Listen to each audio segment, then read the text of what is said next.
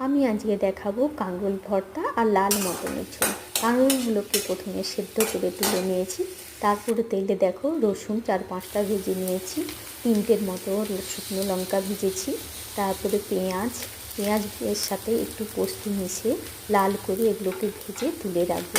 তার আগে নিজের একটু পরিচয় দিয়ে দিই। আমি পূর্ব মেদিনীপুর জেলার ছোট্ট একটি গ্রাম অনন্তপুর থেকে। আমার এমজে ফ্যামিলি লাইফস্টাইল ব্লগ সবাইকে স্বাগত। এবার দেখো লঙ্কা, রসুন, পেঁয়াজ এবং কাঁকরোলগুলো একসাথে সব মাখিয়ে নেব। কাঁকরোলের যদি বিচিগুলো থাকে, যদি না ভালো লাগে আপনারা বাদ দিয়ে দিতে পারেন। আমি কিন্তু সব বিচে বাদ দিয়েছি। দেখো রেডি হয়ে গেছে কাঁকরোল ভর্তা। এবার দেখাবো তোমাদের মটনের সঙ্গে তেল, হলুদ, লঙ্কা ম্যারিনেট করে রেখেছি, তারপরে তেলে আলুগুলো ভেজে নিয়েছি। তেলে একটু চিনি দিয়ে দিয়েছি, লাল হয়ে গেলে এবার গোটা গরম মশলা দেব, এলাচ, দারুচিনি, লবঙ্গ আর গোটা শুকনো লঙ্কা, গোটা জিরে।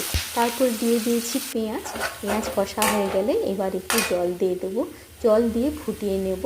তারপরে মাংসগুলো দিয়ে ধিমে আছে এটাকে রান্না করতে হবে। তো দেখো রেডি হয়ে গেল আমার লাল মটনের ঝোল। চলো বাই, টাটা, আবার দেখা হবে পরের ভিডিওতে। কেমন